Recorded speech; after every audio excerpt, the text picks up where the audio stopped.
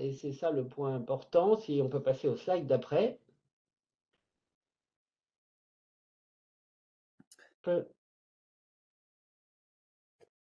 Alors le slide d'après, normalement, vous voyez ce que l'on produit. En fait, on a quatre grands types de production. On a des guides à destination soit des professionnels, on a fait l'année dernière le bus électrique, donc là on vise les professionnels du transport de personnes. Vous avez normalement à l'écran, là, à gauche, le guide pour la copropriété, puisque c'est aussi un point très important. Tous ces guides, ils sont faits, là encore, non seulement avec des acteurs, mais toujours avec des comités de pilotage qui impliquent tous nos adhérents. Donc ce n'est pas que la vue d'une personne et encore moins la vue de permanent de l'AVER. Pareil pour les études, vous avez là la dernière étude qu'on a publiée qui s'appelle en bon français Hit the Road, qui vise à éclairer sur quel maillage au niveau de la recherche publique à l'horizon 2030 et 2040. Donc ça aussi, c'est une étude qui est intéressée à la fois nos acteurs professionnels et les pouvoirs publics. Les notes d'opposition sont généralement générées par des demandes des pouvoirs publics. Nous sommes de manière systématique mis sur la liste et questionnés sur l'ensemble des idées, projets de décret, projets de loi, projets de tout ce que l'on veut de la part des pouvoirs publics. Donc, concernant la mobilité, que ce soit sur les véhicules, sur les infrastructures, sur la politique générale, sur l'énergie. Donc, nous sommes tout le temps interrogés, de temps en à peu près tout le temps écoutés, enfin entendus plutôt, et parfois écoutés, mais enfin bon, là c'est le lot de tout le monde. Et puis, dernier point, comme c'est une transition, il est important dans les livrables, merci, d'avoir des baromètres qui là aussi ont vocation à être une référence, parce qu'il y a beaucoup de discussions, on va y revenir un peu sur les chiffres. Bon, il faut être une référence et on va en parler tout à l'heure. On a le baromètre des infrastructures publiques, c'est un élément clé pour les utilisateurs et ce baromètre, il est co-signé par le ministère et par nous. Donc, ce qui évite les discussions de chaque fin de mois à, selon la police, il y a tant de bornes et selon les manifestants, il y en a tant. Donc, point important, être une référence et surtout essayer de contribuer à mettre de la clarté. Voilà sur ce que l'on produit. Ensuite, je vous ai parlé de notre deuxième rôle qui est d'être le pilote et le gestionnaire du programme qui s'appelle Advenir. Donc, le budget de ce programme est aujourd'hui de 520 millions d'euros à peu près. Et il se décompose en un financement d'infrastructures, donc c'est des subventions selon différentes cibles qui évoluent dans le temps en accord avec les pouvoirs publics. Ces cibles sont soit des entreprises, soit des collectivités, soit des particuliers au niveau de l'habitat collectif. Et puis, certes, c'est moins de sous, puisqu'on doit, si les 520, vous les partagez en 480 à peu près en programme de financement, et le reste en programme de formation et d'information, c'est moins de sous, mais pour nous, c'est essentiel. C'est très bien d'avoir une dynamique, c'est très bien d'avoir des objectifs, c'est encore mieux d'avoir des subventions pour aider à la transition, mais ça ne sert à rien si on n'explique pas, si on ne forme pas les acteurs, et surtout si on n'informe pas le grand public. Je vais y revenir tout à l'heure. Si on laisse quelque chose se gérer tout seul ou par la contrainte, on a généralement beaucoup moins de succès. Donc vous voyez à côté de nos cibles, c'est les acteurs nouveaux. Un syndic de copropriété, avant, il se contrefichait de savoir quel type de voiture avaient les copropriétaires. Idem pour les bailleurs sociaux. C'est plus le cas maintenant, donc il faut leur expliquer, leur donner des éléments. Les collectivités, bah pareil, c'était pas à eux de mettre, ou en très rare cas, des pompes à essence un peu partout. Et puis les particuliers et les étudiants, on leur demande de passer finalement d'un véhicule thermique dont ils sont très contents, tout d'un coup à une espèce de chose qui s'appelle un véhicule électrique, et ils voudraient bien comprendre pourquoi et qu'est-ce que ça veut dire. Voilà sur la partie à devenir. Normalement, on doit avoir des belles photos. Voilà le grand public qui, pour moi, est un élément essentiel. Vous allez voir quand on va voir les chiffres là. Aujourd'hui, certes, c'est 26% des voitures neuves vendues particulières sont électriques, mais vous allez voir qu'il faut bien relativiser et que quand on parle de grand public, parce qu'on a guère aujourd'hui que 1,8 million de voitures électriques dans le parc sur 40 millions. Là, il faut s'adresser à des gens qui ne sont pas dans la catégorie de ceux qui se tournent vers l'innovation, qui ont les moyens d'acheter une voiture neuve. Donc, il est essentiel d'aller au-devant de ce grand public et de lui expliquer, ça commence par les gaz à effet de serre, ça continue par qu'est-ce que c'est qu'une batterie, qu'est-ce qu'on en fait, et ainsi de suite. Et donc, vous voyez ici un stand co-signé avec le ministère et dans certaines manifestations sur lequel la PFA, donc la plateforme automobile, et Mobiliance, l'ancien CNPA, nous rejoignent. Et merci. Alors, maintenant, je vais rentrer après ces précisions sur électrifier les travaux de la Vert France. Donc, vous voyez ici l'ancien guide et puis vous voyez à côté les perspectives de 2024 pour son actualisation, qui passe évidemment par des enquêtes pour capitaliser les évolutions. Donc tout ça pour vous dire que l'ancien guide était utile, je l'espère. En tout cas, vous aurez des exemples de personnes qui y ont contribué et qui l'ont plus qu'utilisé. Je pense notamment à Laurent. Et ça sera beaucoup plus intéressant d'écouter leur expertise réelle. 2024, c'est selon le même principe, c'est besoin de réactualisation à la fois sur les pratiques, sur le marché. Alors, si on passe sur le marché, Pas là encore. Aux participants, merci de couper vos micros, s'il vous plaît. si on passe sur le marché de la mobilité électrique, est-ce que vous pouvez passer sur... Voilà, ici. Bon, les chiffres clés de la mobilité électrique. Alors là, on a laissé ce... En fait, sur le marché des véhicules, en fait, si on passe sur les chiffres à fin...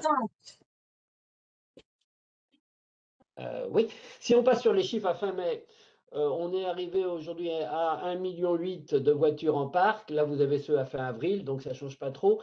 Et vous voyez que, encore une fois, c'est sur un parc de 40 millions de voitures, donc c'est bien, mais c'est encore très modeste. On vise 2030, selon les simulations, entre 5 et 7 millions de voitures électriques. L'idée, c'est qu'en 2035, on s'approche des 20 millions. Donc, vous voyez que la courbe croît rapidement. Et évidemment, c'est 2050 d'arriver à la totalité du parc zéro émission. Aujourd'hui, sur les véhicules neufs, je vais prendre plutôt que le global, je vais prendre les véhicules particuliers. Donc, à fin mai, on a 26% des immatriculations de véhicules particuliers neufs qui sont ou 100% batterie ou hybrides rechargeables. 100% batterie faisant 18 et hybride rechargeable faisant 8. Donc c'est certes en croissance, c'est certes important, mais je vais y revenir après, mais ce n'est pas encore aujourd'hui la majorité du parc, loin de là. C'est pour ça qu'on parle de transition et on va voir pourquoi d'ailleurs et comment on peut accélérer. Une voiture électrique, ça a besoin de points de recharge. Vous avez ici la situation donc, qui sort du fameux baromètre que l'on fait avec le ministère.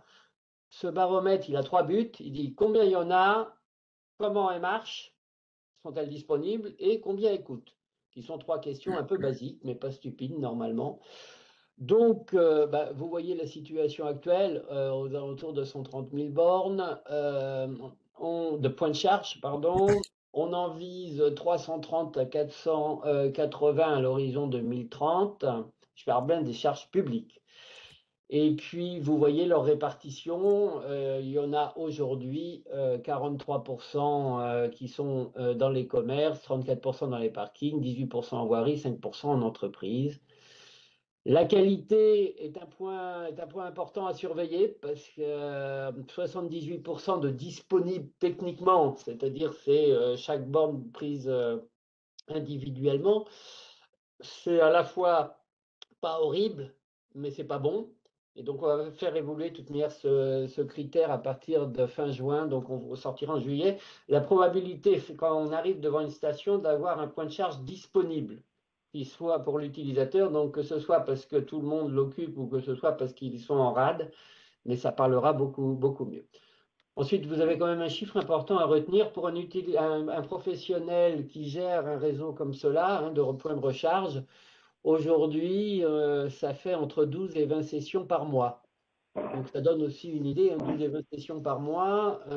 Si vous prenez une session qui dure une demi-heure, ça vous donne aussi quand même une idée des investissements par rapport à leurs revenus, au moins à court terme.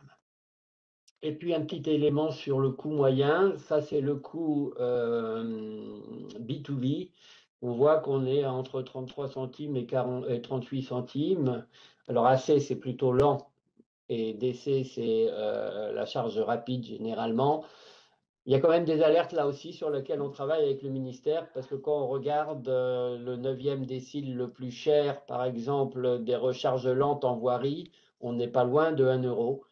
Donc là, il faut analyser, comprendre pourquoi on en arrive là, parce que c'est le type d'information qui fait évidemment que on a une très mauvaise idée quand on est utilisateur et aussi quand on est potentiel utilisateur d'une voiture électrique, si on se dit qu'il faut payer son kilowattheure 1 euro, sachant qu'on en consomme à peu près 15 ou 17 kWh au 100 km, ça veut dire qu'on a un coût de l'énergie qui devient plus cher qu'une voiture thermique.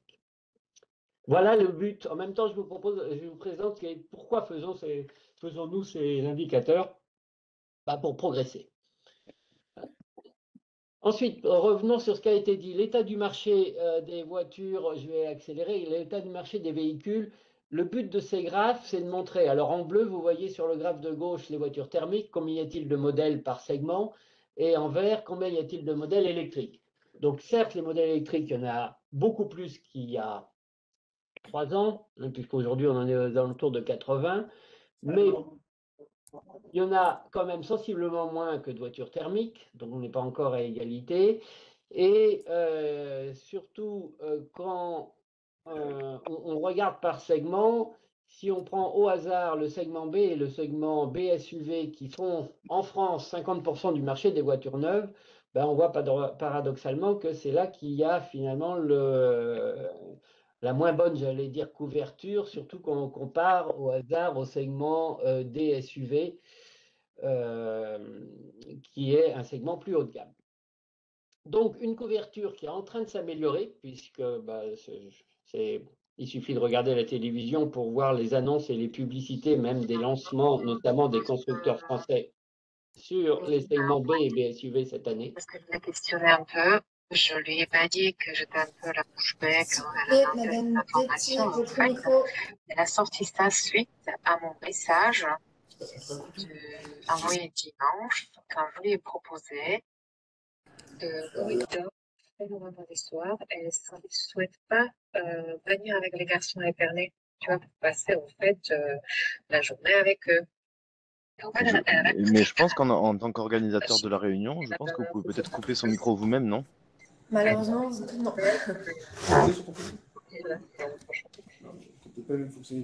Est-ce que... Comment elle s'appelle déjà? Rachel Détier. Madame Détier. préfère aller à la mer? Ok, c'est bon. Désolée pour cet intermède, vous pouvez reprendre, monsieur. Merci. Donc, ce sera décompté de mon temps de parole, comme on dit dans les émissions de télévision. Bien. Donc, très rapidement, après, la partie d'à côté, c'est par segment, qui sont les acheteurs entre les particuliers et les entreprises, par segment et par type de motorisation. Bon, je vous fais la synthèse très simple. C'est qu'il y a un écart, en fait, sur la partie véhicule électrique où la quote-part des entreprises est moitié moindre, grosso modo de 24 à 12%. On a sorti du panorama les professionnels de l'auto. Donc, on est dans les entreprises hors professionnels de l'auto et hors loi courte durée. En théorie, en fait, sur un marché normal, c'est à peu près 24-25%. Sur l'électrique, on en est à peu près à la moitié. Donc, et je pense que ce webinaire est la bonne opportunité pour étudier ensemble comment faire pour faire évoluer les choses et quels sont les points à améliorer. Alors, point amélioré, on le voit, donc là on était sur les marchés des particuliers, donc je viens de conclure en disant l'ensemble des segments n'était pas totalement couverts. Les offres vont arriver et sont en cours, donc ça doit être déjà une première réponse. Quand on prend l'état du marché des véhicules utilitaires, c'est le slide d'après, là, finalement, le commentaire est à peu près le même. Donc, vous voyez sur la gauche la répartition de l'offre entre le prix et l'autonomie. Donc, vous avez aussi bien une vue du fait qu'il n'y a pas forcément une couverture de l'ensemble des activités, surtout que le véhicule utilitaire a une diversité immense selon les types d'activités. Mais vous voyez dans le graphe de l'autre côté qu'il y a une évolution selon les différents segments au niveau de l'autonomie. Bon, sachant que l'autonomie, c'est quand même réducteur, puisque quand on parle d'un véhicule électrique à batterie, la bonne approche, c'est le couple autonomie-rapidité de recharge. Donc, état du marché, pour résumer, c'était pas encore 100% couvert, mais il y a de forts progrès qui sont faits sur les VP et sur les VU, et à la fin de l'année 2024, on peut considérer qu'on aura une offre, j'allais dire, couvrant à peu près tout. Si on regarde ensuite la partie coût d'utilisation, vous avez sur le graphe, je pense, qui parle de lui-même, où vous avez un TCO pour une cétadine du segment B sur 48 mois, 120 000 km.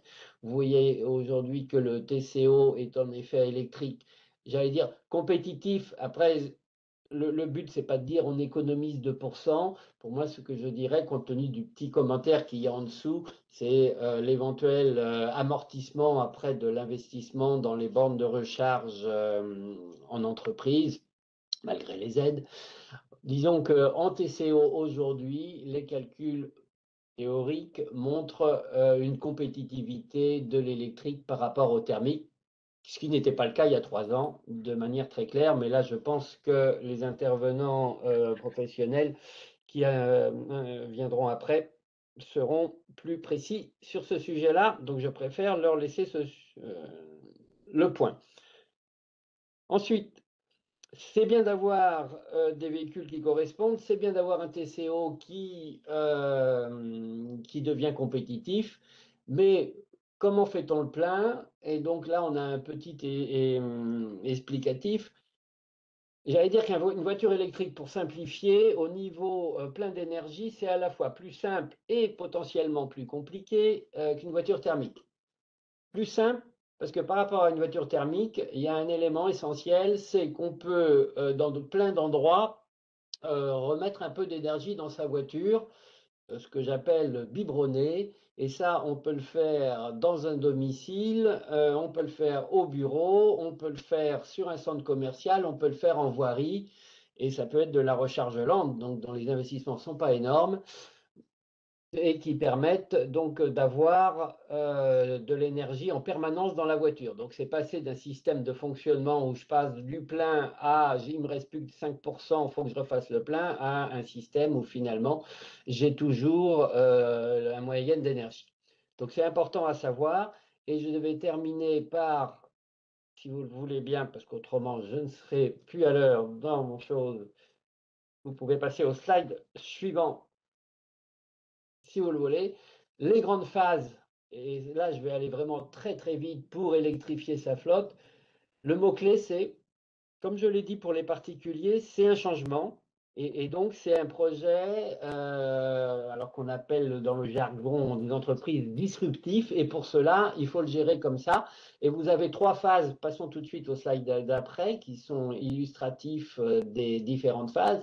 Bien faire le diagnostic de son entreprise, les besoins et les acteurs concernés. Et là, je fais un parallèle sur les acteurs en insistant. Et je fais un parallèle avec les collectivités. ça va être plus simple de prendre les collectivités. Dans une collectivité, quand on parlait mobilité, avant, c'était le transport, les cars et puis finalement la voirie. Aujourd'hui, ça implique aussi la personne qui s'occupe de l'énergie, ça implique la personne qui s'occupe des politiques sociales. Et donc, la partie véhicule électrique nécessite de remettre un système de fonctionnement beaucoup plus transversal. Donc, ça, c'est dans le diagnostic. Ensuite, quand vous avez dans la partie, si vous voulez passer au slide d'après, s'il vous plaît, quelle stratégie? Eh ben, c'est à la fois un côté, j'allais dire, technique, planifier l'électrification, mais pas seulement de la flotte, mais aussi de son parking, de sa voirie, peut-être du domicile de ses collaborateurs, et avec ça, définir la politique ressources humaines et sociales qui va avec, comment accompagner les collaborateurs dans ce changement-là. Et le dernier point, une fois qu'on a défini ces deux stratégies, c'est évidemment la mettre en place et pérenniser la démarche avec des systèmes de, c'est-à-dire vérification et retour. Donc vous voyez, c'est l'illustration, c'est un vrai projet de rupture et qui doit être conduit comme tel. C'est vrai pour les entreprises et vous avez compris que mon credo, et c'est vrai aussi avec les particuliers et les autres acteurs, comme les syndics notamment ou les collectivités. Et c'est parmi les rôles de l'AVER que d'essayer d'y contribuer. C'est parfait, merci beaucoup Monsieur Hertemann pour cette présentation. Je crois que vous avez bien fait l'entonnoir du contexte général aux aspects particuliers effectivement des enjeux de l'électrification des flottes de véhicules et merci pour cela. On attend et on s'associera, je crois, au questionnaire de l'AVER pour l'électrification des flottes de véhicules de manière à essayer d'avoir une figure de rappel qui soit la plus actuelle possible. Et donc, du coup, c'est vrai que ça permet de faire la transition avec les présentations de nos trois autres intervenants qui vont, du coup, détailler la manière dont ils ont mené la transition des flottes de leurs entreprises. En commençant donc par Madame Jouve, vous êtes directrice RSE de SPI France.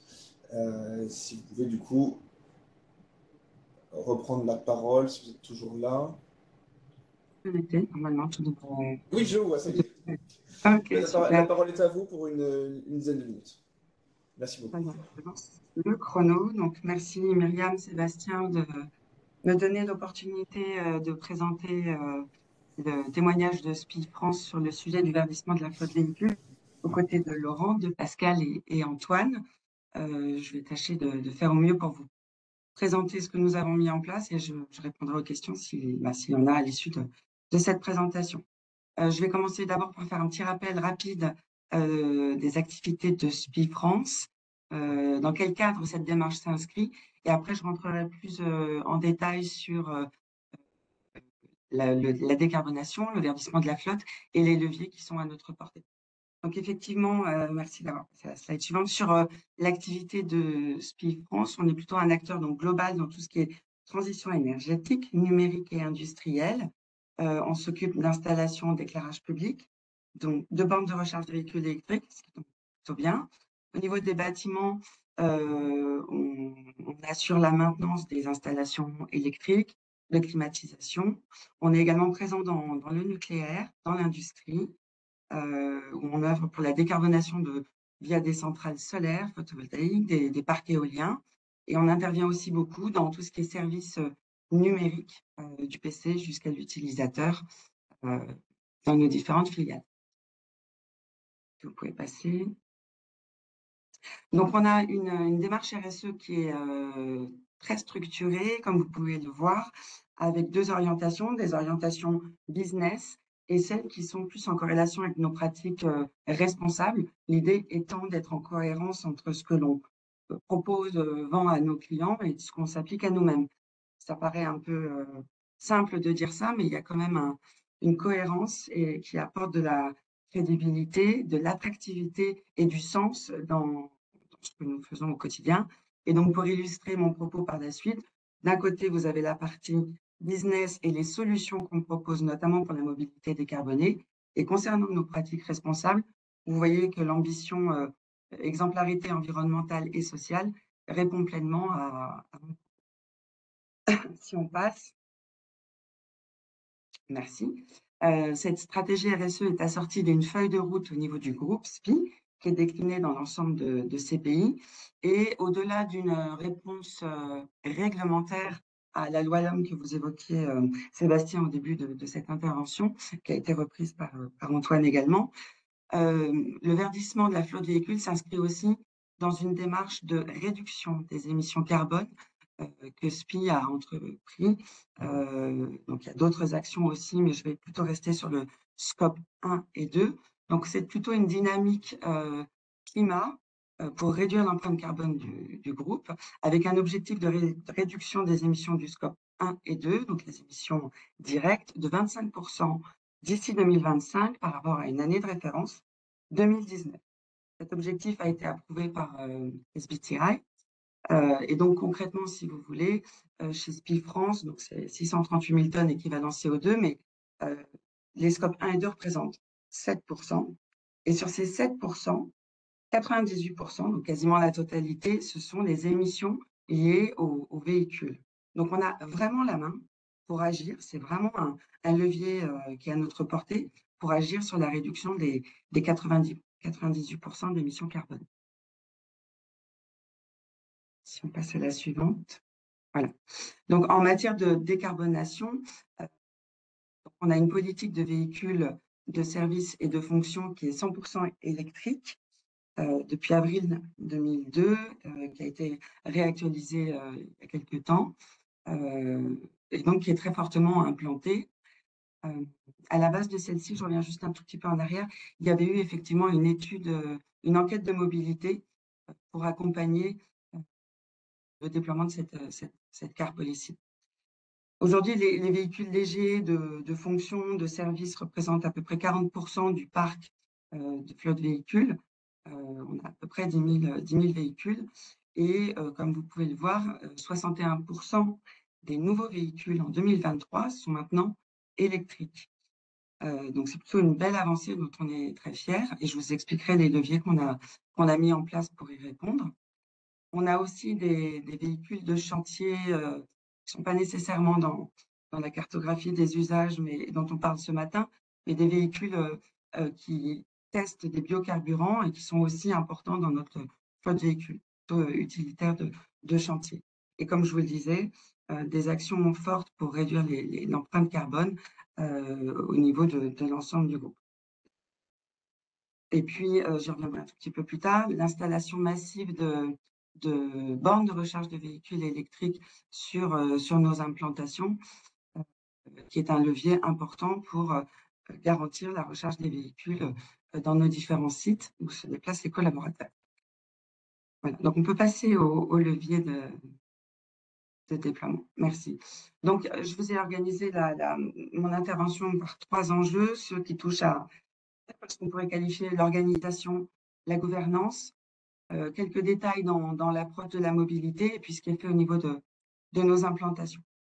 Au niveau de l'organisation, donc au démarrage, il me reste 4 minutes, sachez ce sujet est porté fortement par la direction des achats par rapport à tout ce qui est flotte et verdissement de la flotte véhicule. Il y a ensuite des réseaux d'interlocuteurs dédiés au management de la flotte de véhicules et ça, c'est clé que d'avoir des interlocuteurs dans les 6 filiales de SPI France qui ont eux-mêmes ensuite d'autres interlocuteurs et de réseaux. Toutes les thématiques que je vais vous adresser sont menées en interface, c'est ce que disait Antoine un peu, avec différentes directions qui sont impliquées, les directions de l'immobilier, la direction RSE bien entendu, la direction des ressources humaines et puis l'IT par rapport au reporting. Et puis après, vous avez des comités groupes et des comités dans les filiales qui font vivre au quotidien cet enjeu de verdissement de la flotte véhicule. Donc, vous voyez une gouvernance qui est quand même forte et c'est clé pour démarrer et mettre en œuvre une démarche, je dirais, voilà, efficace, en tout cas qui fait ses preuves. En termes de reporting, donc il y a des reportings mensuels, annuels qui sont mis en place pour suivre pas à pas, quasiment véhicule par véhicule, l'avancement du verdissement de la flotte. Et tout se fait autour d'une data qui est fiabilisée avec des tableaux Power BI, des consolidations qui sont revues régulièrement. Et ces indicateurs sont suivis également dans le cycle de management de la performance financière et maintenant extra-financière 2 fois par an. Donc, c'est vraiment important dans la vie de SPI. Et puis, c'est également assorti d'un critère de rémunération qui est suivi comme un incentive en lien avec la réduction des émissions carbone. Par rapport à l'approche plus globale, ce qui est essentiel, en fait, c'est de constater, en tout cas c'est ce qu'on constate aujourd'hui, c'est que pour tout ce qui est véhicule de fonction, de service, on est à peu près équivalent électrique, thermique aujourd'hui, de par le fait qu'on a mis en place plusieurs leviers. D'une part, la réduction du parc, ayant une approche un peu différente du package collaborateur qui introduit systématiquement un véhicule. Aujourd'hui, la grille de lecture les attentes des collaborateurs qui nous rejoignent, ou même ceux qui sont déjà présents, n'associe pas nécessairement la possession d'un véhicule, car il y a d'autres formes de mobilité. Donc, on a commencé par réduire le parc, on a aussi réduit la taille, poids, conso des véhicules. On a aussi regardé ce qui était possible de faire pour remplacer les véhicules par des vélos, des triporteurs cargo sur les derniers kilomètres parcourus, là où c'est possible. On a regardé aussi tous les leviers autour de la réduction des kilomètres parcourus, de par le recours à la visio, comme aujourd'hui, au flex, on va travailler dans d'autres agences, au télétravail.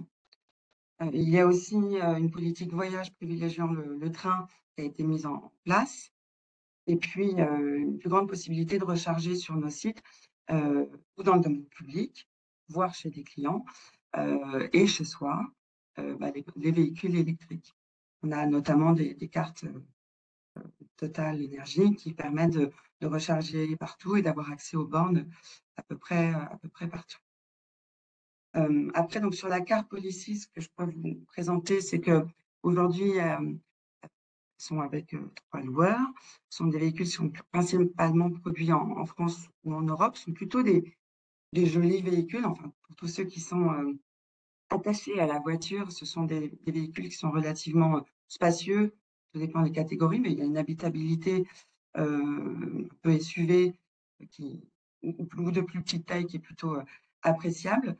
Et sur la quinzaine de véhicules de cette carte Policy, les autonomies vont de 400 à peu près 600 km selon les catégories de véhicules.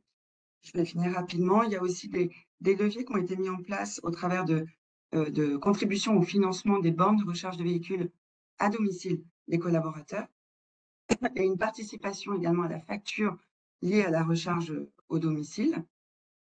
Il y a beaucoup de formations qui ont été mises en place parce que ça, c'est clé pour accompagner, expliquer l'électrification, la prise en main du véhicule, l'importance de, quand on utilise la climatisation ou le chauffage, de l'incidence que ça peut avoir sur la réduction de la batterie, la pression des pneus, la vitesse, le style de conduite, la sécurité. La prise en main d'un véhicule électrique, quand on n'a jamais testé, est importante pour expliquer. Il y a aussi des formations éco-conduite. Voilà, donc tout ceci est assorti de guides, d'affichages. Il y a beaucoup de webinars qui ont été mis en place, réguliers, dans nos différentes filiales pour expliquer auprès des collaborateurs tout l'univers du véhicule électrique. Il y a des newsletters qui sont également partagés au niveau des ambassadeurs qui mettent en lumière les témoignages de personnes dont certaines étaient peut-être craintives ou en tout cas inquiètes par rapport à utiliser un véhicule électrique et qui sont aujourd'hui plutôt des témoignages promoteurs de ce véhicule électrique. On a aussi beaucoup dialogué avec les instances représentatives du personnel pour faciliter et expliquer tout ce plan de verdissement de notre flotte. Et enfin, pour finir, presque, au niveau de nos implantations, il y a effectivement l'équipement des implantations par des bornes. Et aujourd'hui, on a à peu près 570 points de charge de véhicules qui sont à disposition des collaborateurs. Et il y a un système de le réseau des bornes de véhicules électriques EVADEA de SPIE City Network. On a un système de maintenance également interne pour nos clients. Et enfin, j'en finirai par une application ChargeMap qui permet aussi de mieux préparer son voyage, d'anticiper les points de charge au meilleur moment en fonction de la température du véhicule, qui vous le communique d'ailleurs pour certains d'entre eux, et donc d'apporter de la quiétude par rapport à cette mobilité qui est certes effectivement un peu différente, mais je pense, une fois qu'on a goûté à la mobilité décarbonée, rares sont ceux qui souhaitent revenir en arrière. Voilà, je serai disponible pour répondre aux questions, mais j'ai essayé de tenir le temps sur mon intervention. Merci beaucoup pour votre témoignage et pour cette conclusion sur une note positive. Et, effectivement, vous faisiez référence aux questions. Ce que je propose aux participants, c'est de commencer à envoyer leurs questions dans le chat. On les prendra à la fin des interventions, parce qu'il nous reste encore effectivement deux intervenants. Et merci beaucoup, Madame Jouve. On va accueillir maintenant et laisser la parole à Monsieur Laurent Gérardin. Donc, vous avez un profil différent. Vous n'êtes pas directeur RSE, vous êtes directeur financier de VI Poste, donc une filiale du groupe La Poste. Et donc, vous allez nous offrir votre témoignage sur la transition de votre entreprise sur le véhicule électrique. Monsieur Gérardin, je vous vois et c'est à vous. Merci, je suis très heureux de partager l'expérience du groupe La Poste en matière de décarbonation. Effectivement, je suis directeur financier, mais un directeur financier un peu particulier parce que je couvre également toute la décarbonation du parc. À La Poste, on a décidé de cumuler, en tout cas d'associer les enjeux économiques et les enjeux écologiques de la décarbonation du parc, ce qui fait certainement sens. D'ailleurs, on va le partager ensemble. La flotte du groupe La Poste, je pense que vous la connaissez tous un petit peu, et si vous êtes sortis aujourd'hui de chez vous, vous avez certainement croisé un des véhicules du groupe La Poste. Nous avons une des toutes premières flottes de France avec 65 000 véhicules 3 roues et 4 roues, essentiellement des véhicules utilitaires. Donc le partage d'expérience d'aujourd'hui porte essentiellement pour nous sur les véhicules utilitaires, 55 000 véhicules, et puis quand même 10 000 véhicules de service et de fonction. Nous sommes une des toutes premières flottes électriques d'Europe, peut-être même du monde, avec 25 000 véhicules électriques, 10 000 tricycles et quadricycles électriques, des véhicules qui sont vraiment dédiés à la distribution du courrier, et puis 15 000 véhicules 4 roues électriques, des kangous, des berlingots, comme vous pouvez en croiser tous les jours quand vous croisez votre facteur. Une des particularités de notre flotte, c'est son usage. On a un usage particulièrement intensif de nos véhicules. Si je vous donne 2 ou 3 KPI, on s'arrête plusieurs centaines de fois par jour. Donc forcément, ça use un petit peu de plaquettes de frein. Un pneu d'un de nos véhicules, ça fait environ 10 000 km. Donc on est très loin des standards des véhicules particuliers. Et puis on passe environ 6 fois par an au garage. Donc un usage assez particulier qui permet de tester la fiabilité des véhicules. Et puis une autre particularité de notre flotte, c'est qu'elle est présente partout sur le territoire. Donc par tout temps, on sort par tout temps et selon tous les dénivelés. Et puis s'il y a une implication, c'est qu'on a besoin d'avoir des réseaux de réparation absolument partout sur le territoire aussi. Donc un niveau d'exigence qui est également élevé de ce point de vue-là. Au-delà de la flotte de véhicules, l'objectif de la décarbonation du parc passe aussi par d'autres canaux. Et donc, nous avons mis en place d'autres solutions telles que l'autopartage de nos véhicules de service qui permet de réduire la flotte et de l'utiliser de manière plus intensive. On encourage également le covoiturage pour les trajets domicile-travail. Et puis, nous avons mis en place le crédit mobilité qui vient en substitution du véhicule de fonction quand le collaborateur le souhaite. L'idée étant de dire que le véhicule qui pollue le moins, c'est celui qu'on n'a finalement pas acheté. Et c'est également, du reste, le véhicule le moins cher. Alors, si on regarde maintenant la dynamique du groupe La Poste et sa stratégie de verdissement. Donc, sur le slide suivant. L'histoire de la décarbonation du groupe La Poste, elle ne date pas d'hier. Alors, je ne vais pas remonter à notre premier véhicule électrique qu'on avait acheté en 1904, ni aux premières expériences qu'on a faites dans les années 80-90 avec Matra et avec Venturi. Mais le vrai départ de la décarbonation du parc du groupe La Poste, c'est le Grenelle de l'environnement à la fin des années 2000. Dans ce cadre, le gouvernement nous avait délégué le soin de consolider toute la demande de véhicules électriques des acteurs publics et des flottes privées. Et dans ce cadre-là, nous avions pris l'engagement d'acheter 10 000 véhicules électriques. Et à l'époque, il faut imaginer, au tout début des années 2010, il n'y avait quasiment pas d'offres. Et donc, on a passé un partenariat avec Renault pour acquérir 10 000 Kangoo électriques. À l'époque, c'était des 22 kWh. Et commencer à les déployer sur des tournées de courrier. Donc ça, c'est la première phase de notre engagement de décarbonation. Et parallèlement à ça, il y a eu toute une réflexion autour de notre flotte de 2 roues, qui était à la fois accidentogène et qui était de moins en moins adaptée à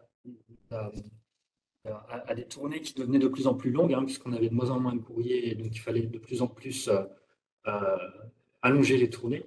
Et puis donc, de plus en plus de colis également, ça demandait de plus en plus d'emport, de cubage plus important. Ça, c'est vraiment l'évolution de l'activité du groupe La Poste.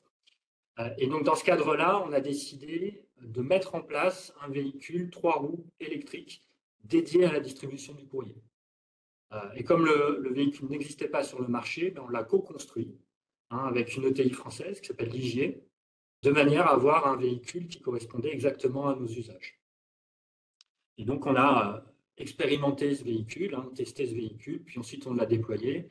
Et aujourd'hui, on a environ 8000 véhicules de ce type qui sillonnent à la fois les centres-villes et puis les zones périurbaines. Vous en avez certainement croisé. Ça, c'est le deuxième temps, on va dire. Ensuite, il y a le troisième temps qui date, on va dire, d'il y a 4 ou 5 ans, et où on a vu l'offre se diversifier. On a commencé à avoir des véhicules, davantage de constructeurs proposer des véhicules, des petits véhicules, un cubage plutôt faible, 3 à 4 mètres cubes.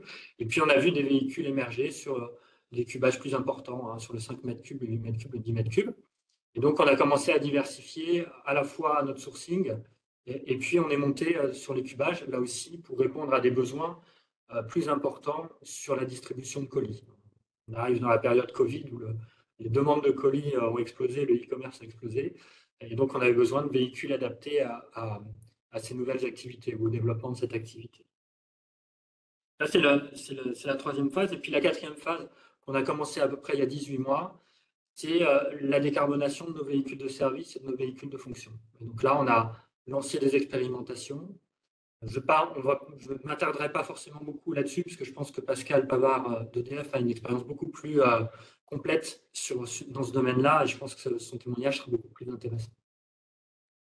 Donc, ce déploiement de la stratégie de décarbonation du groupe, c'est un investissement extrêmement important, un investissement humain, parce que ça demande effectivement la mobilisation de tous les postiers, du PDG jusqu'au facteur.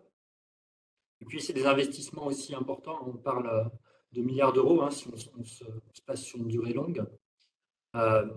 Et en même temps, c'est la capitalisation d'une expérience parce qu'on a finalement un temps d'avance sur le marché. Et cette expérience, on a voulu la partager. Et avec la Caisse des dépôts, notre actionnaire, on a décidé de créer une filiale qui est dédiée à la location longue durée de véhicules électriques, qui s'appelle Movivolt, et qui a pour vocation d'accompagner les ETI, les PME, les collectivités locales, les grandes entreprises dans leurs projets de verdissement de leur parc. Donc, on a une expérience pour notre propre parc, et puis on commence maintenant à avoir une expérience pour accompagner les parcs d'autres acteurs du marché. Voilà ce que je voulais partager avec vous sur le passé. Si on parle de l'avenir, on a un objectif de décarbonation au sein du groupe, avec une trajectoire qui est également validée par des ONG, une trajectoire validée SBTI, et dans laquelle s'inscrit la décarbonation du parc. Notre objectif, c'est de couvrir d'abord les grandes métropoles, parce qu'il y a des enjeux qui ne sont pas seulement des enjeux de transition écologique, mais aussi des enjeux de santé publique. Je rappelle, il y a un enjeu de pollution dans les villes, et nous sommes un acteur de la dépollution des villes. Il faut savoir que la livraison au sein des villes contribue de manière assez significative à la pollution. En passant à l'électrique, on dépollue les villes. Et puis, on a un objectif à moyen terme, ce qui est de basculer sur du 100% électrique ou du 100% décarboné. Pour conclure mon intervention, je voudrais partager avec vous 3 retours d'expérience qui sont un peu des évidences. Parfois, je pense qu'il faut enfoncer les portes ouvertes. La première évidence que je voudrais partager avec vous, c'est un peu tel Socrate, connais-toi toi-même. Quand on a une flotte, il faut commencer par la connaître ses utilisateurs et connaître ses usages. C'est la première étape et l'étape la plus importante d'une certaine manière. De notre côté, on avait une flotte qui a un usage assez standard finalement, on fait des tournées. Et donc ce travail, en tout cas sur la flotte d'utilitaires, n'a pas été extrêmement complexe. Et on a commencé par le plus facile, c'est-à-dire les petites tournées, celles qui ne nécessitaient pas des tailles de batterie particulièrement importantes. La deuxième évidence que je voudrais partager avec vous, c'est que les batteries sont fiables. Alors, ça paraît un peu évident aujourd'hui, mais je peux vous assurer qu'en 2010, quand on a commencé, ce n'était pas du tout évident. On avait même fait des business plans où on changeait la batterie au milieu de la durée de vie du véhicule. On garde nos véhicules à peu près 6 ou 7 ans, et à 3 ans, on changeait la batterie pour en remettre une nouvelle. Donc ça, c'est, on va dire, une bonne nouvelle. Ce n'est pas seulement une bonne nouvelle pour l'usage du véhicule, c'est aussi une bonne nouvelle pour sa deuxième vie. C'est une bonne nouvelle pour la revente, c'est-à-dire qu'on revend nos véhicules à la valeur résiduelle qu'on avait prévue initialement. Et c'est une bonne nouvelle aussi, ça ouvre en tout cas des perspectives pour la deuxième vie du véhicule. Je pourrais en parler dans la deuxième partie de cette réunion. On est en train d'étudier la possibilité de donner une deuxième vie, par exemple, à nos tricycles. Aujourd'hui, on les utilise 5 ou 6 ans. On les refait entièrement et puis on pourrait, compte tenu de la capacité de la batterie qui peut encore durer 3, 4, 5 ans, les réutiliser une deuxième fois. D'un point de vue économique, ça fait vraiment sens. Et d'un point de vue écologique, évidemment aussi. Et puis, la troisième évidence que je voudrais partager avec vous, c'est que quand on électrifie son parc, il faut rouler pour être rentable. Là aussi, c'est un retour d'expérience. Quand on a fait les premières comparaisons de TCO, le coût total de possession d'un véhicule, de l'achat jusqu'à la revente du véhicule, on a la chance d'avoir cette vision complète sur du réalisé et sur des véhicules parfaitement comparables, puisqu'on a des Kangoo thermiques d'un côté, des Kangoo électriques de l'autre. On s'est aperçu que les Kangoo thermiques étaient un petit peu plus rentables que nos véhicules électriques. Et en même temps, on s'est aperçu que nos véhicules électriques pouvaient rouler davantage compte tenu de la taille de leur batterie. Et donc ça, c'est vraiment une des conclusions importantes. Il faut faire rouler les véhicules électriques, ce que la batterie permet de le faire rouler. Et ça permet de rééquilibrer ça permet de rééquilibrer le coût total de possession de ces véhicules et de rendre le véhicule électrique plus rentable que le véhicule thermique. Voilà, quelques mots, quelques premiers éléments, et puis je suis vraiment très heureux de pouvoir continuer à partager avec vous lors de la table ronde de cette expérience. Merci beaucoup, Monsieur Jardin. Vous avez cité Socrate, je vais peut-être citer la Genèse et la lumière fut, parce que c'est vrai que c'était très éclairant. Merci beaucoup pour cette intervention. Et parlant de lumière, excusez-moi, la transition est un peu facile, mais je vais du coup passer la parole à Monsieur Tabard d'EDF. Vous êtes chef de projet EV100, et donc vous allez conclure cette intervention des panélistes. Oui, bonjour à tous. Donc EDF, on va passer au stade suivant. Vous voyez qu'on a bien commencé à électrifier notre flotte. Donc EDF, c'est le premier groupe français à avoir signé une initiative d'une ONG qui s'appelle Climate Group. Cette initiative elle s'appelle EV100 et elle vise à électrifier les flottes de véhicules légers des entreprises d'ici 2030. Donc il y a plus de 120 groupes dans le monde qui l'ont signé. Et EDF, avec 47 000 véhicules légers dans sa flotte mondiale à fin décembre 2023, est le 3e engagement mondial. On a 2 entreprises indiennes qui ont pris des engagements plus élevés que nous, une à 300 000 véhicules et une autre à 75 000. Et donc, c'est vraiment un engagement fort du groupe sachant que sur ces 47 000 véhicules, on a la moitié de ces véhicules qui sont des véhicules utilitaires légers. Ils sont répartis sur près de 1900 sites dans le monde, hein, dans 26 pays dans le monde. Et à fin décembre 2023, on avait 13 700 véhicules électriques dans la flotte du groupe, ce qui représente un taux d'électrification de 29,3%. Et pour accompagner cette électrification, comme l'ont indiqué mes prédécesseurs, eh bien, on a mis en place des infrastructures de recharge parce que c'est absolument indispensable. Et on a près de 15 700 points de charge opérationnels sur nos sites. C'est actuellement 15 700 points de charge sur 1100 sites. On a équipé 1100 sites sur les 1900 actuellement, mais ça avance sur plus d'une dizaine de pays dans le monde. Voilà. Et puis globalement, quand on a fait l'analyse des cas d'usage, on s'est aperçu que quasiment la totalité des salariés étaient concernés, donc 98,4% des 171 000 salariés du groupe à fin 2022. Aujourd'hui, on est à 179 000 salariés du groupe dans le monde. Et donc derrière cet engagement EV100, il y avait un engagement et 2 objectifs complémentaires donnés par le comité exécutif du groupe, parce que cet engagement il a été signé par le président du groupe EDF. Donc le premier, c'est bien sûr convertir à l'électrique 100% de la flotte de véhicules légers du groupe d'ici 2030. Alors on a mis juste un point spécifique qui a été validé avec l'ONG, c'est que c'est 100% de la flotte de véhicules légers du groupe, hors véhicules d'intervention d'urgence suite à événements climatiques majeurs.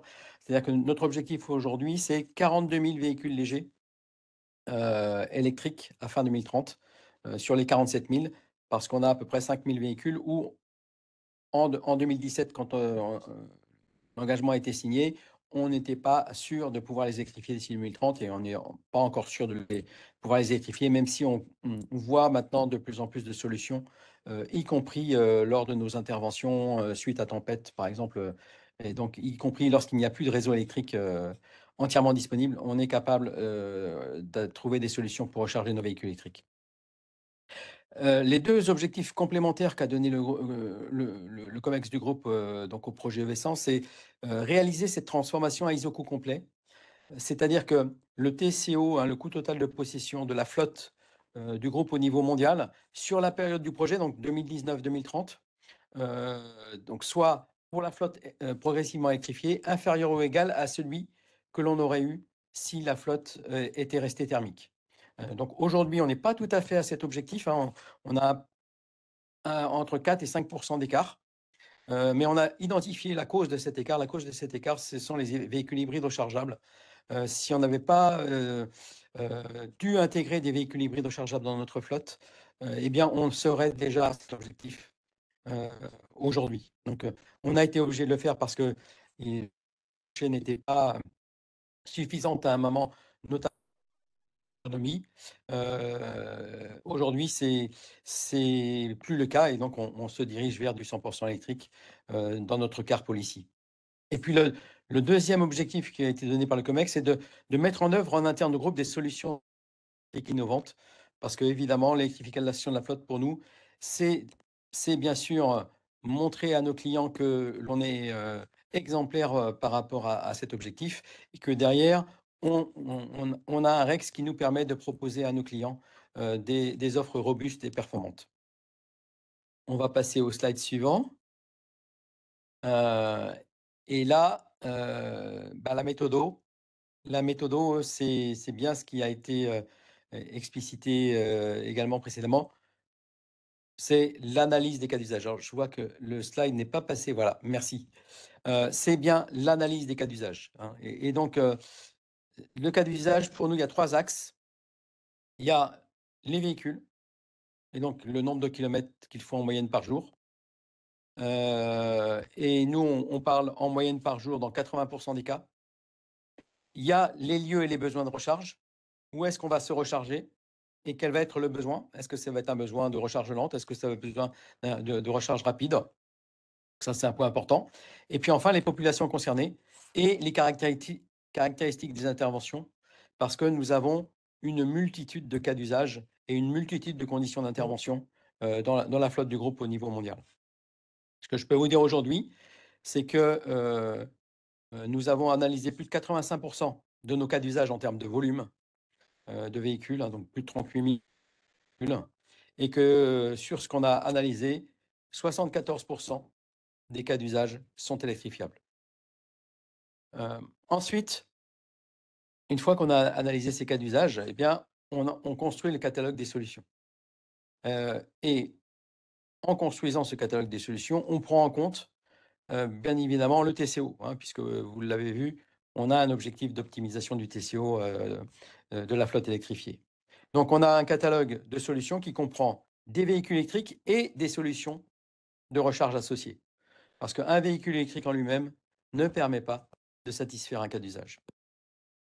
On a des systèmes de comparaison de TCO à destination de nos gestionnaires de flotte, ce qui leur permet d'optimiser eux aussi le choix des véhicules dans leur renouvellement.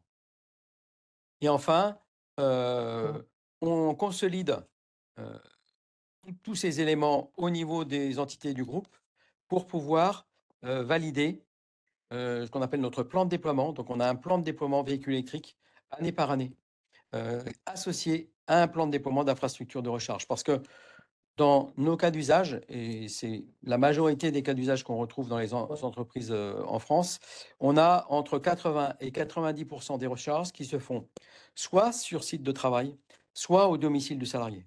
Et ça, c'est très important parce que sur site de travail ou au domicile du salarié, on est sur des prix du kilowattheure qui varient entre 13 et 25 centimes. Donc, on n'est pas du tout sur les prix du kilowattheure que l'on retrouve sur les bandes publiques, hein, et donc derrière, en termes de TCO, c'est beaucoup plus favorable. Sur un tarif domicile type tempo, si on se recharge en heure creuse, eh bien, on est entre 2 et 3 euros d'électricité pour faire 100 km avec un véhicule électrique. Donc, on est vraiment très compétitif sur cet aspect-là. Et puis après, cette analyse des cas d'usage, elle nous a permis aussi, compte tenu de la diversité d'utilisation que l'on a au sein du groupe, de bien d'identifier les disparités qu'on a entre les entités, parce qu'on fait de l'intercomparaison entre nos différentes entités, hein. Alors, une entité, vue du projet groupe, c'est Enedis, hein, c'est Dalkia, c'est EDF SA, c'est Framatome, c'est EDF Renouvelable, c'est EDF in UK, notre filiale en Angleterre, c'est Edison, notre filiale en Italie, c'est Luminus, notre filiale en Belgique. On les intercompare, mais il n'y a pas que l'intercomparaison qui compte, hein, c'est aussi l'intercomparaison des cas d'usage. On a des entités qui ont des cas d'usage qui ont été plus difficiles à électrifier, et qui donc ont été plus lentes à électrifier, et puis d'autres où ça a été plus facile. Et donc, c'est celles-là à qui on a demandé un effort plus rapide au départ pour lancer le projet. Et puis maintenant, on arrive à solutionner, y compris les cas d'usage de nos entités qui avaient des difficultés. Et la plus grande difficulté qu'on ait eue, c'était la recharge à domicile, parce qu'on a pas mal de ce qu'on appelle prise de travail sur chantier, où le salarié part de chez lui et va directement sur chantier. Et pour ça, il fallait une solution de recharge à domicile qui maintenant est opérationnelle pour la maison individuelle, où on a la solution technique pour la copropriété, et ça va se mettre en place à la rentrée. Mais en termes de maison individuelle, ça y est, on est sur des centaines de mises en place programmées. Et puis, dernier point, la conduite du changement, hein, absolument indispensable. Et cette conduite du changement, comme ça a été dit précédemment, ça concerne bien sûr les salariés, mais également les managers, les gestionnaires de flotte, et puis les gestionnaires d'immeubles.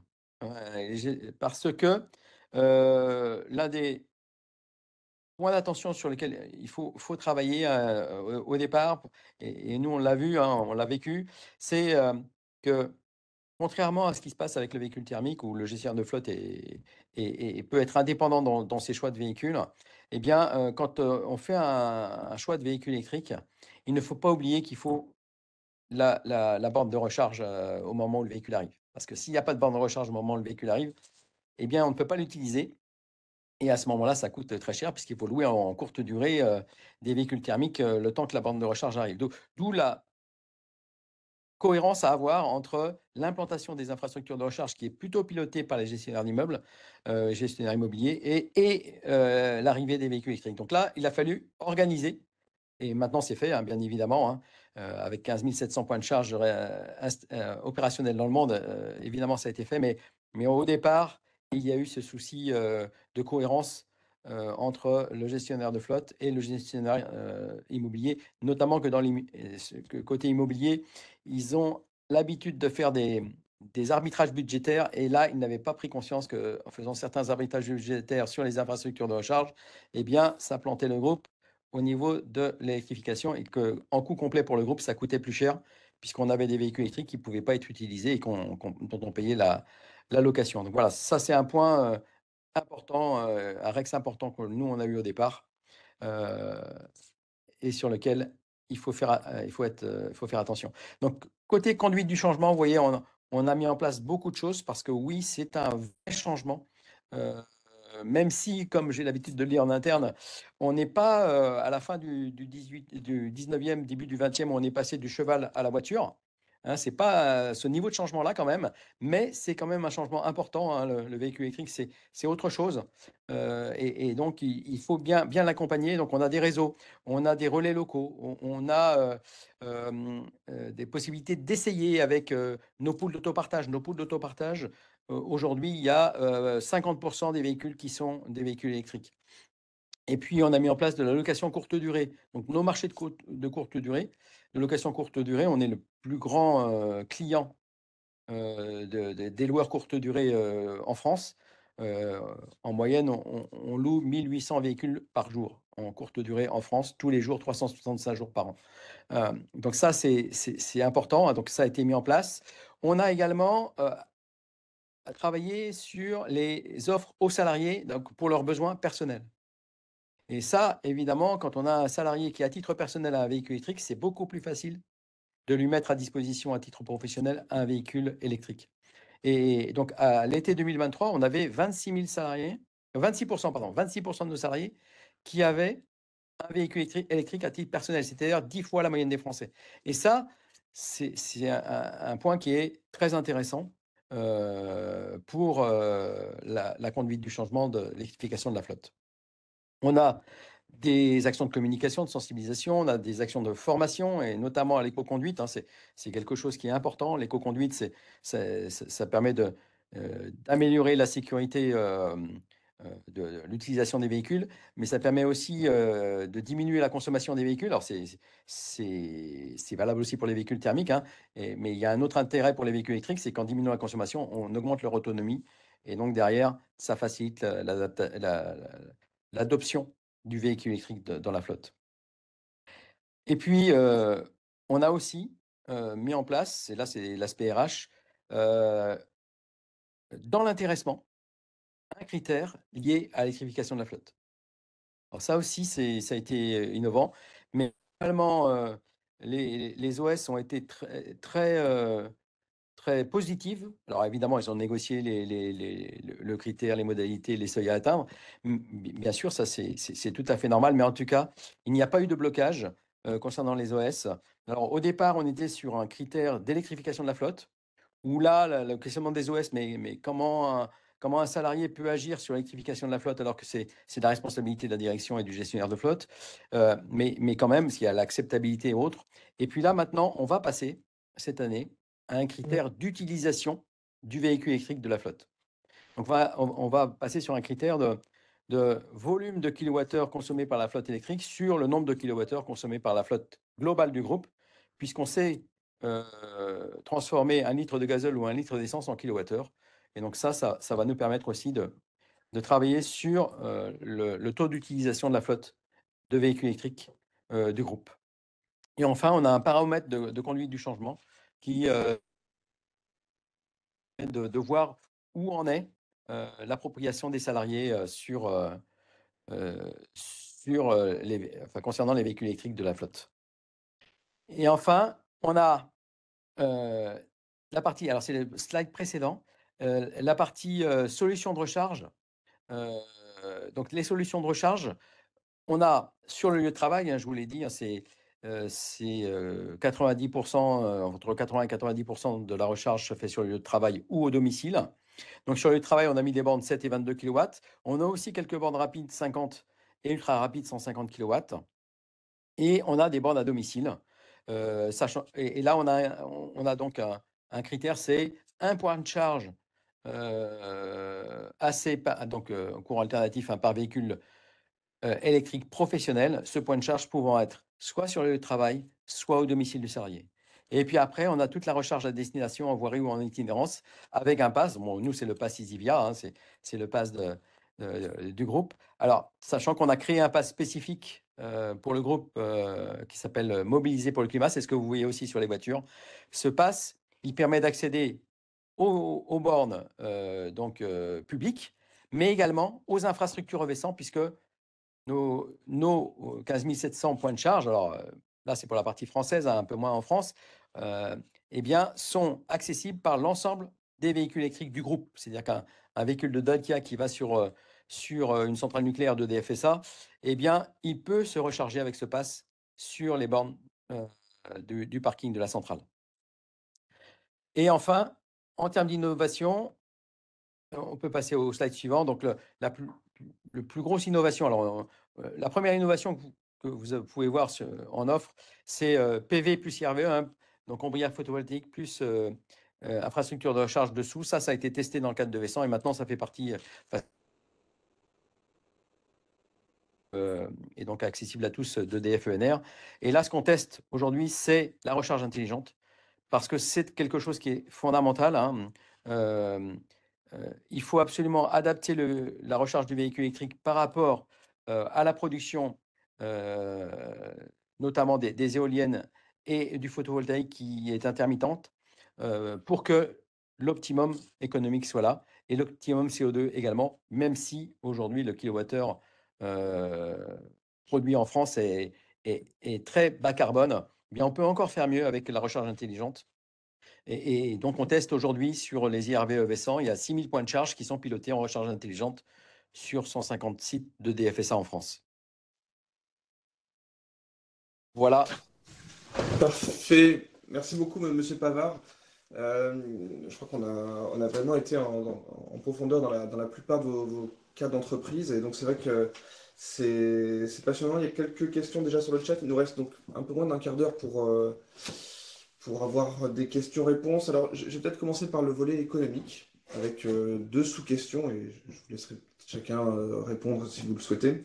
Le premier, c'est celui de l'équilibre économique. Donc, on voyait dans la présentation de M. Hertemann qu'effectivement, le TCO était finalement avantageux par rapport à l'électrique, mais pas tant que ça, notamment sur le volet coût et d'achat et de revente de véhicules. Et M. Girardin, vous parliez tout à l'heure du business model de revente qui était peut-être finalement dans les clous de ce que vous aviez eu. Donc, ce serait peut-être intéressant de vous entendre sur justement voilà, ce TCO, parce qu'on voit que c'est un frein économique aujourd'hui qui nous est remonté assez régulièrement. Et l'autre point, toujours sur le volet économique, mais c'est sur le crédit mobilité, c'est une question du chat. On voit effectivement que pour l'usager, entre guillemets, salarié, la question du reste à charge ou du crédit de l'aspect fiscal est important. Donc, comment est-ce que vous avez réussi à rendre le crédit mobilité attractif pour les collaborateurs par rapport à un avantage en nature et donc, ça aurait été intéressant d'avoir un peu votre retour là-dessus. Je ne sais pas qui veut se lancer. Moi, je peux peut-être parler un petit peu du TCO si vous voulez. Allez-y. Pour moi, le TCO, si on simplifie, on n'aura pas le temps de descendre à tous les postes d'un TCO. Ce serait intéressant de faire d'ailleurs un autre webinaire spécifiquement sur ces aspects économiques. Mais de mon point de vue, le TCO, il reporte l'équilibre thermique électrique, il repose sur un triptyque. C'est d'une part la taille de la batterie, parce que la taille de la batterie, ça conditionne le prix d'achat du véhicule. Et puis ensuite, il y a la solution de recharge. Le choix de la solution de recharge qu'on prend. Est-ce qu'on prend une recharge rapide ou une recharge lente? Le nombre de points de recharge qu'on va choisir pour le nombre de véhicules qu'on a en flotte, ça conditionne évidemment un élément clé du TCO. Et puis le troisième point, c'est l'usage. Et c'est combien de kilomètres on va parcourir avec le véhicule, quelle amplitude de kilométrage on a au fil de l'année. Est-ce qu'on a besoin de recharger le véhicule tous les jours, toutes les semaines, tous les mois? Et donc, c'est l'adéquation entre la taille de la batterie, la solution de recharge qu'on choisit et l'usage qui va permettre d'avoir un TCO qui sera équivalent entre le thermique et l'électrique, ou même d'avoir un TCO meilleur sur l'électrique que sur le thermique. Parce que d'un point de vue économique, vous l'avez compris, il y a deux investissements. On investit dans la taille de la batterie et la recharge, et en réalité, on investit dans des kilomètres futurs. C'est de l'énergie qu'on achète par avance. Cette énergie, il faut l'utiliser. Si on ne l'utilise pas, on déséquilibre le TCO. Et puis peut-être un dernier point de commentaire. Un véhicule électrique, ce n'est pas un véhicule thermique avec une batterie à la place du moteur. Quand on choisit de décarboner sa flotte, il faut bien raisonner en termes de flotte et de comprendre les usages, pas seulement individuellement, véhicule par véhicule, mais à l'échelle d'un pool de véhicules. Si on prend un exemple très trivial, si on fait des mouvements pendulaires avec une flotte de véhicules, domicile-travail, mais qu'on a besoin de temps en temps d'aller à Marseille, pour un exemple très, très trivial, il ne s'agit pas de dimensionner la taille de sa batterie de tous ces véhicules pour aller à Marseille une fois par mois. Il s'agit d'avoir un ensemble de solutions de mobilité qui répond à ces différents usages. Et potentiellement avoir un mix thermique électrique qui permet de faire de nombreux kilomètres et d'avoir une flotte de véhicules électriques qui est sur des distances plus courtes, par exemple. Ou aller recourir à du train et du taxi quand on a des distances plus importantes. Donc on voit que le raisonnement ne se fait plus en termes de véhicules individuels, mais il se fait en termes de flotte et de solutions de mobilité à apporter au niveau de la flotte globale. Merci beaucoup. Monsieur Pavard, vous vouliez intervenir aussi?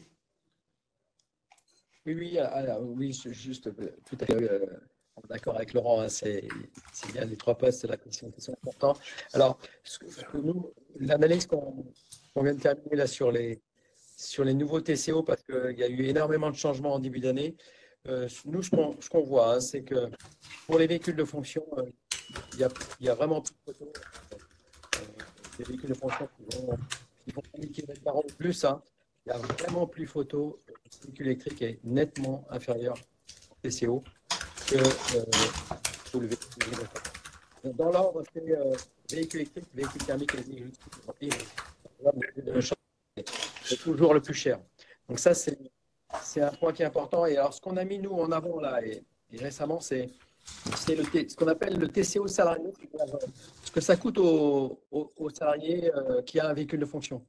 Et là, on a aussi des ratios qui sont énormes entre le coût pour un salarié qui a un véhicule de fonction et le coût d'un véhicule thermique ou d'un véhicule hybride rechargeable. On va donc le moins cher, de loin, c'est le véhicule électrique, compte tenu des avantages fiscaux qu'il y a sur le véhicule électrique. Et on a un ratio de 2 à 3 selon les types de véhicules en termes de ce qu'on appelle le TCO salarié, de ce que ça coûte aux salariés sur la période de location du véhicule de fonction. Donc ça, c'est ça. Après, sur les véhicules utilitaires légers, donc là aussi, on a un TCO qui est en faveur du véhicule électrique sous réserve de bien prendre en compte le suramortissement. Et ça, ce n'est pas forcément évident. Le suramortissement, ce qui est un avantage fiscal qu'a le véhicule utilitaire léger électrique à partir d'un certain tonnage, eh bien là, ce n'est pas forcément évident, ce n'est pas forcément pris en compte par toutes les comptabilités des entreprises. Donc, il faut bien regarder cet aspect-là. Sur le véhicule de société de place, alors actuellement, la question se pose de savoir s'il a accès ou pas au bonus. Parce que nous, d'après nos calculs actuels, l'accès au bonus, c'est le véhicule électrique qui est le moins cher. S'il n'a pas accès, là, ça se tient, et voire même un peu en faveur du véhicule thermique. Donc, l'analyse est en cours. Voilà ce que je pouvais vous dire sur ces aspects TCO à date, compte tenu des évolutions de début d'année. Un petit ajout, si vous le permettez, sur le TCO par rapport à ce qui vient d'être dit. Ça ne concerne pas les frais d'utilisation, là, je n'ai pas rien à ajouter, mais ça concerne la valeur résiduelle. Et en particulier, sur les véhicules particuliers, donc juste pour vous informer qu'on vient de démarrer un baromètre du véhicule d'occasion électrique qui vient de paraître, qui sera trimestriel, qui sera fait avec Mobiliance, qui est fait avec Mobiliance, et avec le support de Renault. Et l'objectif, c'est pas que les volumes, ça commence par les volumes, mais on aura bien un aspect surveillance, avec toujours la même idée, si jamais il y a quelque chose qui ne va pas, qu'est-ce qu'il faut faire, de l'évolution des valeurs résiduelles et des temps de revente des véhicules électriques, de même par des opérations d'enquête, se pencher sur les frais de remise en état et tout ça. Tout ça pour dire que la partie valeur résiduelle, on va faire en sorte qu'elle ne puisse que se consolider et s'apprécier par rapport aux hypothèses prises aujourd'hui. Très clair, merci beaucoup. Donc, si je résume, j'essaie de résumer en une phrase, le frein économique qui a pu être identifié dans les précédentes enquêtes est en passe d'être levé. Et c'est peut-être plus quelque chose à travailler à la maille de chacun des utilisateurs ou des parties prenantes intéressées du véhicule électrique au sein des services d'ailleurs des entreprises, hein, que ce soit fleet management, finance, RH et les salariés évidemment, de travailler leur TCO individuel. Et j'entends bien le point. Peut-être du coup travailler sur une question sur la question de l'adhésion et plus particulièrement peut-être sur la question des parties prenantes. Parce que ce que je comprends des trois exemples que vous nous avez donnés, c'est que pour la plupart, vous avez traité cela en interne. Vous avez vraiment construit cette compétence de gestionnaire de flotte. Est-ce que vous vous êtes fait aider? Quel est l'écosystème aujourd'hui pour une entreprise qui veut se lancer pour planifier et exécuter son programme d'électrification? Vers qui se tourner? Quelles sont les bonnes parties prenantes à contacter? Peut-être Monsieur Hertemann ou peut-être Madame Jouve pour SPI. Oui, je peux vous donner l'illustration de ce qui peut être mis en place chez nous. D'abord, il y a effectivement en interne toujours nos collaborateurs. C'est vrai que c'est important, c'est ce que disaient les autres intervenants, Laurent, Pascal notamment, au regard des mobilités qui sont les leurs, qu'ils soient quotidiens sur des courts trajets ou dans le cadre de grands déplacements. En tout cas, chez nous, sur les chantiers, ça peut être cette typologie. Donc, les parties prenantes internes. Vous avez ensuite toute l'expertise, je le répète, mais importante, de la direction des achats, qui, dans le cadre des business reviews avec les fabricants d'automobiles, ont l'occasion d'échanger sur les gammes de véhicules, leurs perspectives d'évolution, et aussi, j'ouvre une parenthèse sur les utilitaires, les engins, les nacelles, qui sont aussi, en tout cas pour nos activités, un levier de décarbonation qu'il faut adresser. Et puis, vous avez donc les loueurs également avec qui on peut apprendre, échanger, organiser des sessions de sensibilisation, de formation des équipes qui peuvent être des parties prenantes. Et enfin, je dirais tout simplement ce type de webinaire ou échanger avec nos compétiteurs ou les acteurs dans les diverses entreprises qui sont dans les mêmes dynamiques. Je dirais qu'il faut plutôt ouvrir le champ des possibles en échangeant avec différentes parties prenantes sur les sujets qui sont le verdissement de la flotte, le TCO, et puis ce que vous évoquiez, les pratiques plutôt sociales, sociétales, autour du collaborateur pour apporter de la quiétude quant à cette nouvelle forme de mobilité et mieux l'appréhender, je rejoins ce que dit Pascal, je crois, non, Laurent, excuse-moi, la mobilité électrique, c'est pas substituer une thermique avec une batterie, c'est vraiment différent. Et donc tout ça, ça s'accompagne. Très clair, merci. Une autre contribution. Il va nous rester une minute. Allez, peut-être, quelle est la prochaine frontière de l'électrification des flottes? De quoi on a besoin? Quels sont les prochains chantiers qui vont permettre d'atteindre les 100%? Moi, je vais répondre très rapidement, que les véhicules commandés arrivent. Et puis, excusez-moi, je fais très court. Et puis, le chantier, c'est aussi tout ce qui est utilitaire, nacelle, pas que des véhicules légers, pour continuer dans cette dynamique. Voilà, faire très court. Nous, voilà, on regarde, c'est Allez-y, monsieur Bavard. 2040. Oui, c'est bon là, vous m'entendez? Oui. Ouais. Oui. Bon. Et ce qu'on regarde nous aujourd'hui, c'est EV100+. EV100+, c'est une nouvelle initiative qui vise à électrifier les poids lourds d'ici 2040. Donc, oui, et derrière, il y a bien les nacelles, il y a bien l'intervention. Il y a bien que le poids lourd d'école, donc le poids lourd électrique d'école, il a quelques années de retard par rapport aux véhicules légers. C'est parti, donc on s'y intéresse de près. Merci, Monsieur Gérardin.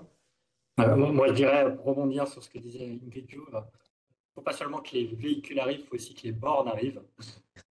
Et la question de l'adéquation entre l'arrivée des véhicules et l'arrivée des bornes, c'est vraiment une question importante pour pouvoir déployer rapidement.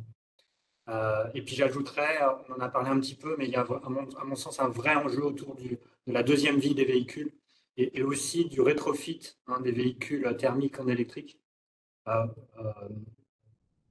Antoine Herteman l'a montré, aujourd'hui on est au début de l'électrification de la flotte française. On parle de quelques pourcents de la flotte française. Si on veut vraiment accélérer, il va falloir aller sur des véhicules roulants, transformer des véhicules roulants. Et ça veut dire aussi accélérer le marché du véhicule d'occasion et donc aussi rendre plus accessible l'achat de véhicules électriques. Il faut aussi rappeler qu'aujourd'hui, en dehors des flottes d'entreprises, l'achat de véhicules électriques, l'achat de véhicules, pardon, c'est un achat de véhicules d'occasion, ce n'est pas un achat de véhicules neufs. Il y a 6 véhicules sur 7 sont des véhicules d'occasion qui sont achetés. Et donc le mot de la fin pour la VR. Merci. Laurent vient de me retirer ma statistique préférée. C'est les 6 véhicules sur 7. Il y a deux choses. Premièrement, continuer ce qui est fait aujourd'hui au niveau de l'augmentation de l'offre et de sa compétitivité. Donc là, c'est les offres véhicules, et je suis assez serein quand je regarde les déclarations de l'ensemble des constructeurs mondiaux, et en particulier européens, et encore plus en particulier français.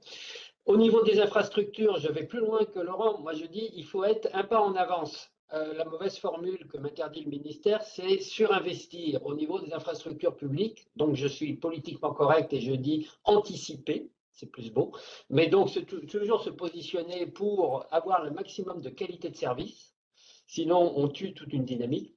Et puis le troisième point, je rejoins ce que vient de dire donc Laurent, c'est la démocratisation, réussir la démocratisation du véhicule électrique. Ça passe au niveau particulier par un bon succès du véhicule d'occasion.